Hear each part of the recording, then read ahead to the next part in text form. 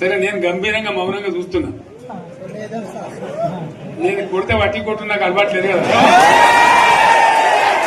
చూద్దాము.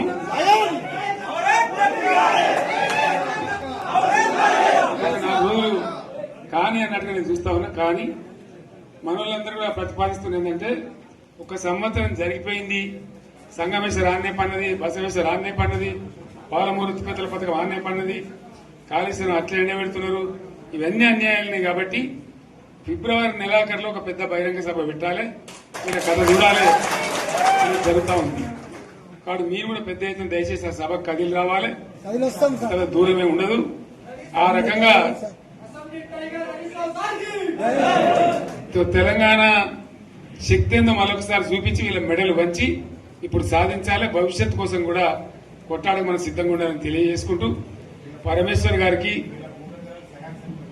అంతటి లోకమంత్రం ఇది. ₹1,00,00,000 భూమి ఇప్పుడు 50 లక్షల కాడికి వెళ్ళలేదు.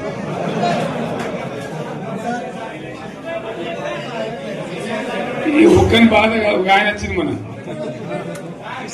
ఒక ఆయన ఒక 10 మంది వచ్చారు హైదరాబాద్కి. అందులోకి 2 ముస్లిం సోదరులు వచ్చారు. साहब सोब तबाह हो गया, इफलासी मुफलसी बच्चों क्या दबे होगा, तुम्हारा क्या हुआ बहन, तुम्हारा क्या हुआ, तुम हैदराबाद में तुम लोग हैं, मेरा कारोबार है साहब, मेरा छोटा मोटा कारोबार है, होटल भी है, 70% गिर गया। हर कोई पूछ रहे, हर कोई केसीआर को याद कर रहा है सामान. వాళ్ళు మాట్లాడుతున్నారు. ఎక్కడ ప్రతి ఒక్కరు భూముల ధరలు పోయినాయి, మన్ను పోయినాయి, మసాలా అన్ని పోయినాయి. ఎంత మంచిగా 4 ఎకరాల రైతు నేను 4 కోట్ల ఆసాన్ని ఆడుకుంటుండే, అంత ధీమా ఉంది. ఎంత బాగుంటే హైదరాబాద్ నుంచి అడిగితే కూడా వచ్చి మనం ఇయ్యకపోతే భూములు డిమాండ్ పెరగానని అంత బ్రహ్మాండంగా మారుమూల ప్రాంతంలో కూడా 40 లక్షలు 50 లక్షలు ఎకరానికి ఉండే. అటువంటిది సగానికి సగం పడిపోయి మొత్తం నాశనం చేశారు. వీళ్ళు ఇట్లే వదిలిపెడితే ఇంకింత నాశనం అవుతుంది. కాబట్టి మనం కొట్లాడాల్సిందే. నేను ఇంకొక మాట మీకు చెప్తా. ఎలక్షన్లలో నేను మస్తుగా చూసిన 50 ఏళ్లలో పార్టీలు గెలితే ఓడతాయి. ఇంత మాయలు ఏడాది లోపలనే కాంగ్రెస్ పార్టీ దొరికితే కొడతాం రాని అంత గొప్పగా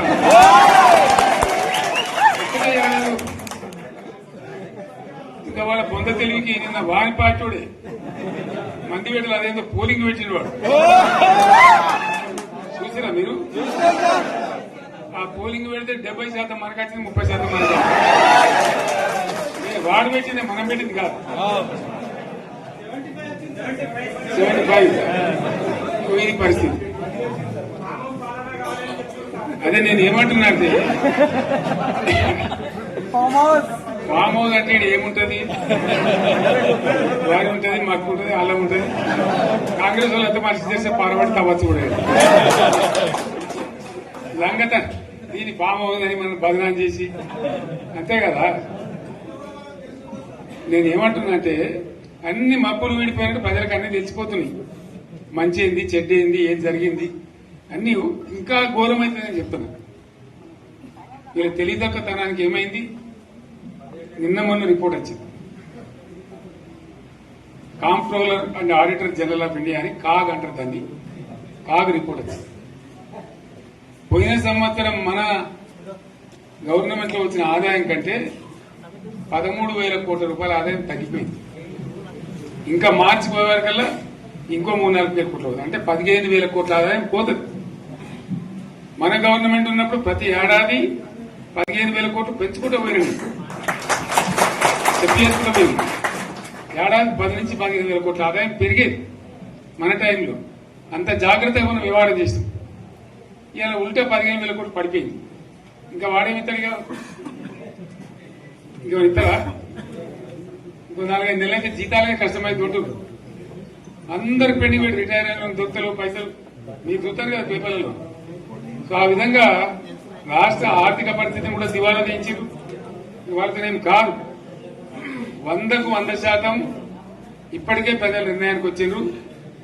డెఫినెట్ గా రాబోయే గవర్నమెంట్ మనదే అని అనుమానం కూడా అవసరం లేదు. ప్రాజెక్టు చెరువు కింద నీళ్లు తీసుకుంటే బంద్ చేసినాం, నీటి తీరువ రద్దు చేసినాం.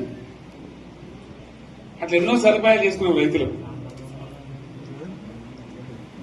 బాగా జరుగుతుండే.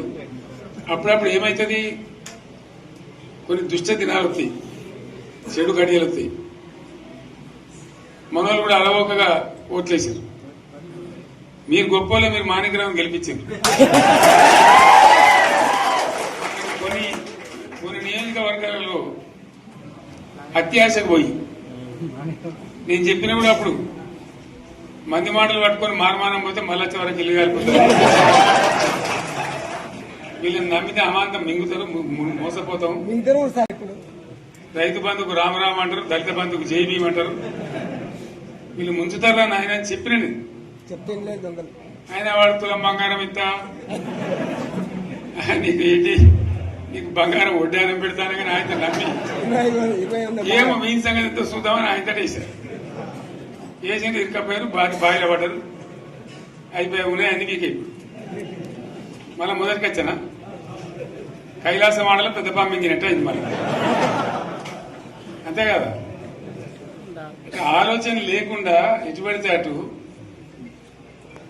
ఎవడో ఏదో చెప్తే నమ్మి ఓట్లేస్తే ఏమైంది అనేది ఒక మంచి గుణపాఠం ఇది తెలంగాణ.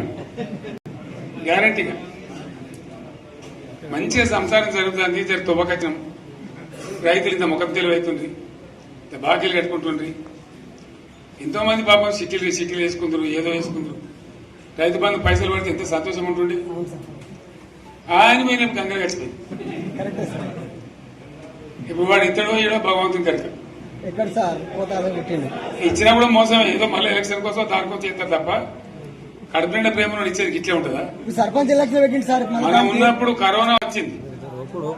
కరోనా వస్తే కూడా నేను రైతు బంధు ఆపలే. కరోనా వచ్చి రాష్ట్రానికి రూపాయి ఆదాయం రాకపోయినా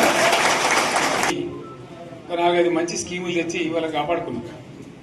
గౌరవంగా బతికింది రైతులు. బీమా వచ్చినండి, రైతు బీమా పెడితే ఎంతమందికి సాయం జరిగింది. గుంట భూముల్లో కూడా మంచిగా సాయం జరిగింది. చిన్న రైతు కూడా సాయం జరిగింది. అట్లా అందరికి మనం గొర్రెల కాపలకు గొర్రెలు వేయడం కానీ, చేప పిల్లలు కానీ, అనేక రకాల అన్ని వర్గాల ప్రజలను ఎట్లా ఆదుకోని అట్లా ఆదుకున్నాం. మా తెలంగాణ కదా మేము తెచ్చుకున్నాం కష్టపడి. మా వాళ్ళందరూ పైకి రావాలి. కాంగ్రెస్ గవర్నమెంట్ ముస్లింలు ఓట్లేసుకున్న తప్ప ముస్లింలకు మనం చేసిందా? ఇమాం మౌజాలకు మన జీతం ఇచ్చిందా? మనం వచ్చినాకనే ఫస్ట్ టైం వాళ్ళని గుర్తించి వాళ్ళని గౌరవించుకున్నాం.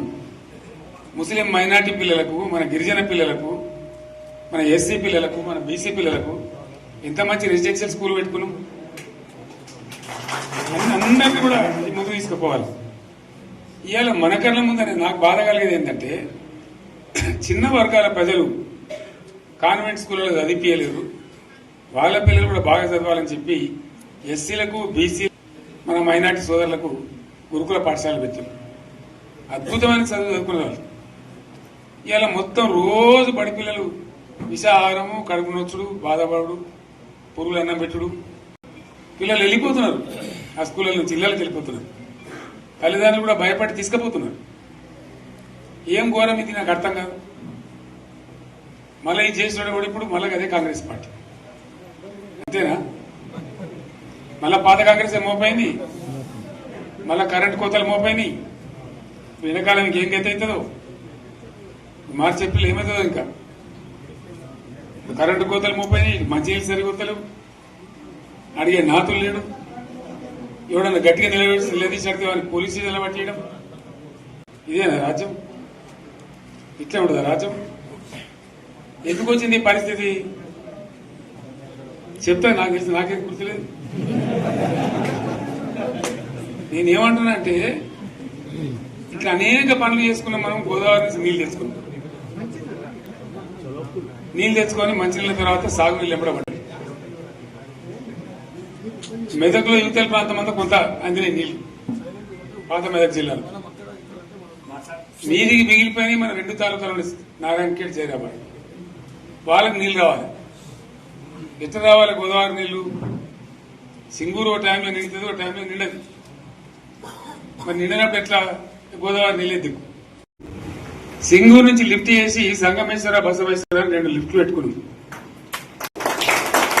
2 తాలూకాలకు రెండింటికి కూడా లక్ష ఎకరాల పైచీలకు వచ్చేట్టు ఎకరాల నీళ్ళ స్టేట్ పెట్టుకున్నాడు. మళ్ళీ మన నుంచే కావాలి, మళ్ళీ ఇది లైన్లోకి రావాలి. అందరు మంచి గుణాలు. ఎందుకంటే మనకు మన పార్టీకి కులం లేదు, మతం లేదు, జాతి లేదు. తెలంగాణలో ఉన్న ప్రతి బిడ్డ మనోడే. వాళ్ళు ఏ మతం ఉన్నారు, ఏ కులం ఉన్నారు మనకు అవసరం లేదు. ఈ తెలంగాణ బార్డర్ గీత లోపలిన బిడ్డలు అందరు మనోళ్ళే, అందరు బాగుపడాల్సిందే. ప్రతి ఒక్కరికి న్యాయం జరగాల్సిందే. ఆ న్యాయం జరిగి ఆ ఫలితాలు తెలంగాణకు వచ్చేదాకా ఇంకెవ్వడు కొట్లాడాడు, ఎవరితో కాదు. అది అవతార పంచాంగం. మళ్ళా మనమే కొట్లాడాలి. అంతేనా? పక్క మాటనా ఇది? కొట్లాడదాం కదా. ప్రాణం పోయినా సరే తెలంగాణకు రక్షకులు మనమే. తెగించి కొట్లాడాల్సిందే. తెలంగాణ హక్కులను కొట్లాడాల్సిందే. మనమే కొట్లాడి తీరాల్సిందే. రెండవ మాట లేదు. కాబట్టి దయచేసి అవసరమైన సందర్భంలో మీ జిల్లా నాయకులు పిలిపిస్తారు, రాష్ట్రం నుంచి నేను కూడా పిలిపిస్తాను. మీరు సిద్ధపడి ప్రత్యక్ష ప్రజా పోరాటాలు లేవదీసైనా సరే మన ప్రాజెక్టులు సాధించుకోవాలి, మన నీళ్లు సాధించుకోవాలి, మన ప్రజలకు అన్యాయం జరుగుతుంటే ఎదురు తిరగాలి, కొట్లాడాలి. తప్పకుండా ప్రజలకు న్యాయం చేసేదాకా మనం ముందు పోతూనే ఉండాలి. తెలంగాణ కోసమే బయలుదేరిన జెండా గులాబీ జెండా. తెలంగాణను సాధించింది గులాబీ జెండా. తెలంగాణను మంచిగా చేసి లైన్లో పెట్టింది గులాబీ జెండా. భారతదేశంలో నంబర్ 1 అనేక విషయాల్లో చేసి సాధించి చూపెట్టింది గులాబీ జెండా. కాబట్టి దయచేసి నేను మీ అందరిని కోరేది, మీకు మంచి ఎమ్మెల్యే ఉన్నాడు మాణిక్రావు గారు.